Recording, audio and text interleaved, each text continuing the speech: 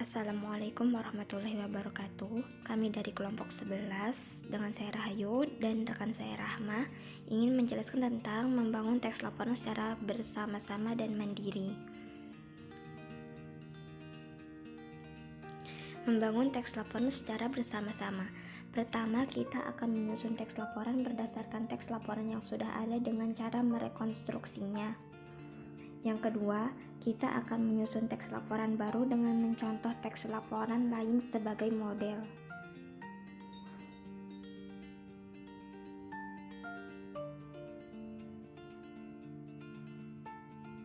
Langkah pertama, merekonstruksi teks laporan. Merekonstruksi teks laporan adalah menyusun kembali teks tersebut dengan menggunakan bahasa sendiri, tetapi dengan tetap mempertahankan struktur teks, isi, dan genre mikro yang ada.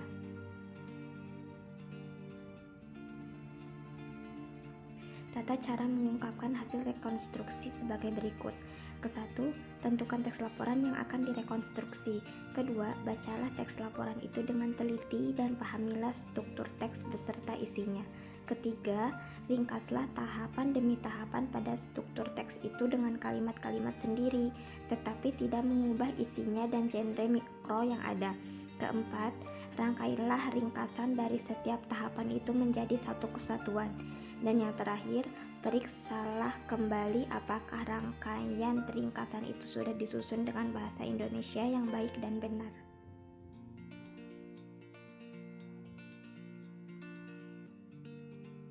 Menyusun teks laporan yang baru. Laporan yang akan disusun meliputi laporan penelitian dan laporan kegiatan. Dalam menyusun kedua jenis laporan itu masih mendasarkan diri pada model yang sudah ada. Boleh mencontoh struktur teksnya, genre mikro yang digunakan di dalamnya, dan formulasi bahasanya, tetapi pokok persoalan yang diteliti atau kegiatan yang dilaksanakan berasal dari inisiatif sendiri. Dengan demikian, bentuk laporan yang akan disusun itu boleh sama dengan bentuk model, tetapi isi laporan itu adalah milik sendiri, meskipun boleh mencari bantuan dari siapapun atau dari sumber-sumber pustaka apapun. Laporan yang disusun adalah laporan dihasilkan sendiri. Membangun teks laporan secara mandiri. Yang pertama, membuat rangkuman. Di dalam rangkuman kegiatan dapat menguasai isi materi yang telah dijelaskan dengan bagian yang belum dapat dipahami, dengan cara membaca dan mempelajari isi materi kembali. Kedua, membuat tugas dan proyek tentang teks laporan secara mandiri. Membuat rangkuman. Rangkuman sering disebut juga ringkasan, yaitu bentuk ringkas dari suatu uraian atau pembicaraan. Pada tulisan jenis rangkuman, urutan isi bagian demi bagian dan sudut pandang atau pendapat pengarang tetap diperhatikan dan dipertahankan. Merangkum atau meringkas suatu bacaan bertujuan untuk menguji kemampuan penulis pemula dalam menentukan pokok-pokok permasalahan sebuah tulisan, kemudian menyusun kembali dalam sebuah tulisan yang lebih ringkas.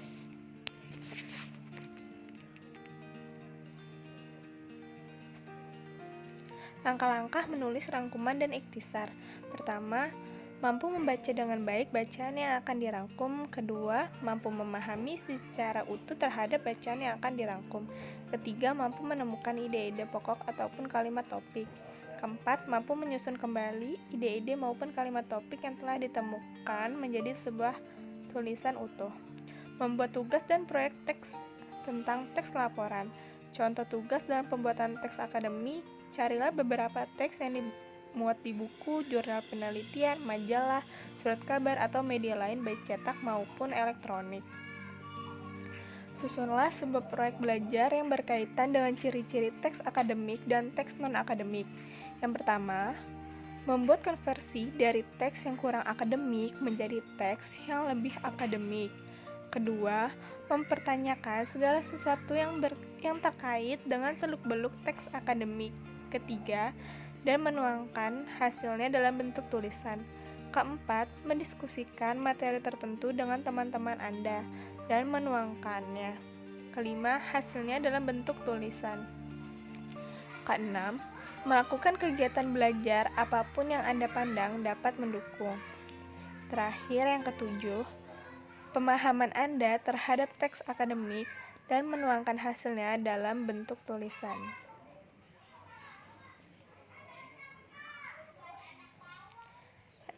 Kesimpulan dan saran. Kesimpulan, membangun teks laporan secara bersama-sama dan mandiri adalah tulisan atau laporan tertulis yang memaparkan hasil penelitian atau pengkajian suatu masalah oleh seseorang atau sebuah tim dengan memenuhi kaidah dan etika keilmuan yang dikukuhkan dan ditaati oleh masyarakat keilmuan. Saran, sebagai seorang mahasiswa, kita harus memahami dan mampu membangun teks laporan secara bersama-sama maupun secara mandiri. Terima kasih. Wassalamualaikum warahmatullahi wabarakatuh.